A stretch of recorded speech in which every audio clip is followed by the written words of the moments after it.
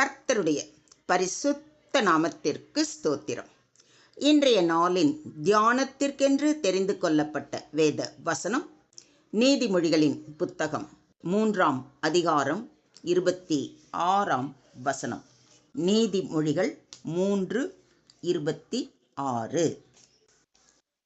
கர்த்தர் உன் நம்பிக்கையாய் இருந்து உன் கால் சிக்கிக் கொள்ளாதபடி காப்பார். For the Lord will be your confidence and will keep your foot from being caught. ஆண்டவர் உனக்கு பக்கத்துணையாய் இருப்பார், உன் கால் கண்ணியில் சிக்காதபடி உன்னை காப்பார். ஆமென். இன்றைய தியான வசனம் மிக ஆழமான ஆறுதலையும் பாதுகாப்பையும் உணர்த்துகிறது. இதில் உள்ள முக்கிய கருத்துக்களையும் அவற்றின் விளக்கத்தையும் குறித்து சற்று நேரம் தியானிப்போம். கர்த்தர் உன் நம்பிக்கையாயிருந்து. இதன் பொருள், நாம் நம்முடைய வாழ்க்கையின் அனைத்து நிலைகளிலும் கர்த்தரை நம்பும் ஒருவராக இருக்கும் பொழுது அவர்தான் நம்முடைய பாதுகாப்பும் நம்பிக்கையும் ஆகிறார். நம்முடைய வாழ்க்கையின் அடித்தளமாக, நம்பிக்கையின் கண்மலையாக கர்த்தர் இருக்கிறார். மனிதன் தன் அறிவிலும் செல்வத்திலும் உறவுகளிலும் நம்பிக்கை வைக்கலாம், ஆனால் அது நிலைத்தது அல்ல. நம்முடைய நம்பிக்கையை கர்த்தரில் வைக்க வேண்டும். இங்கு நம்பிக்கை என்ற வார்த்தையின் பொருள் அடிப்படையாக நாம் நம்பி நிம்மதியாக இருக்கக்கூடிய துணை, ஆதரவு, உறுதி, பாதுகாப்பு. கர்த்தரை நம்புவது என்பது நாம் நம்முடைய தனிப்பட்ட பலத்தில் நம்புவது இல்லை என்பதை சொல்லுகிறது. நாம் நம்மை அல்ல, தேவனை அடிப்படையாக வைத்திருப்பது. கர்த்தர் மேல் நம்பிக்கை வைத்து கர்த்தரை தன் நம்பிக்கையாக கொண்டிருக்கிற மனுஷன் பாக்கியவான் என்று எரேமியா 17:7 வாசிக்கிறோம். உன் கால் சிக்கிக் கொள்ளாதபடி காப்பார் என்று சொல்லப்பட்டிருப்பதை கவனியுங்கள். பரீட்சைகள், சோதனைகள், பாவ பாரங்கள், தவறான வழிகள் போன்றவை நம்மை சிக்க வைக்க முயலலாம். ஆனால் நாம் கர்த்தரிடம் நம்பிக்கை வைத்திருப்பதால் அவர் நம்முடைய பாதையை நேராகவும் பாதுகாப்பாகவும் வைத்திருப்பார். இது பாவத்திலோ, எதிரிகளின் திட்டத்திலோ, வாழ்வில் ஏற்படும் மோசமான முடிவுகளிலோ சிக்கிப் போவதை தடுக்கிற பாதுகாப்பை குறிக்கிறது. வாழ்க்கையில் சோதனைகள், சிக்கல்கள், பாவத்தின் வலைகள் இருக்கலாம். ஆனால் கர்த்தர் நம்மை வழி நடத்துகிறார், நம்மை காப்பார்.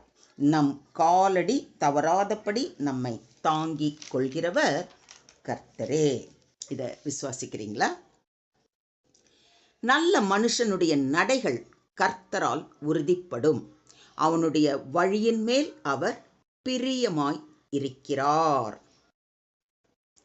அவன் விழுந்தாலும் தள்ளுண்டு போவது இல்லை. கர்த்தர் தமது கையினால் அவனை தாங்குகிறார் என்று சங்கீதம் 37:23 மற்றும் 24 வசனங்களில் வாசிக்கிறோம். உன் காலை தள்ளாட ஒட்டார், உன்னை காக்கிறவர் உறங்கார் என்றும் சங்கீதம் 123:3 உறுதி அளிக்கிறது. கர்த்தரிடம் நம்பிக்கையோடு வாழும் வாழ்க்கை பாதுகாக்கப்படுகிறது. நம்பிக்கையை செயல்படுத்தும் வாழ்க்கைதான் கர்த்தரிடமே அடைக்கலமாய் இருக்கிறது. அவர் வழியிலேயே நடப்போர் பாதையில் எங்கும் சிக்காமல் பயணிக்க முடியும். நம்மை சுற்றியுள்ள சூழ்நிலைகள் எப்படி இருந்தாலும் நாம் சிக்கிக் கொள்ளாமல் பரிசுத்தமாக நடக்கலாம். என் கண்கள் எப்போதும் கர்த்தரை நோக்கிக் கொண்டிருக்கிறது, அவரே என் கால்களை வலைக்கு நீங்களாக்கி விடுவார் என்று சங்கீதக்காரன் விசுவாச அறிக்கை இடுவது போல, நாமும் எப்போதும் கர்த்தரையே நம்பி அவரையே நோக்கிக் கொண்டிருப்போமானால் அவர் நம்முடைய கால்களை எல்லா விதமான வலைகளுக்கும் நீங்களாக்கி பரிசுத்தமான வாழ்க்கை வாழ கிருபை செய்வார் இதையும் விசுவாசிக்கிறீங்க இல்லைங்களா? கர்த்தரை நம்புகிறவர்கள் என்றென்றைக்கும் அசையாமல் நிலைத்திருக்கும் சீயோன் பர்வதத்தைப் போல் இருப்பார்கள் என்று சங்கீதம் 125:1 வாசிக்கிறோம். உன் வழிகளில் எல்லாம் உன்னை காக்கும்படி உனக்காக தம்முடைய தூதர்களுக்கு கட்டளை இடுவார். உன் பாதம் கல்லில் இடராத படிக்கு அவர்கள் உன்னை தங்கள் கைகளில் ஏந்தி கொண்டு போவார்கள் என்றும் வாக்களிக்கப்பட்டிருப்பதை சங்கீதம் 91 வாசிக்கிறோம். மொத்தத்தில் இன்றைய தியான வசனம் நமக்கு போதிக்கும் பாடம், நம்மை சுற்றியுள்ள உலகம் நிலைத்தது அல்ல, ஆனால் கர்த்தர் நிலைத்தவர். அவரிடம் நம்பிக்கை வைத்தால் எந்த சூழ்நிலையிலும் அவர் நம்மை கைவிட மாட்டார். அவர் நம்மை பாதுகாப்பார் என்பது உறுதியான வாக்குறுதி. This version assures us that the Lord will be your confidence, not your own wisdom, strength or resources, and He will keep your foot from being caught, meaning He will protect you from traps, dangers and moral failures. It is a verse of trust and divine safety.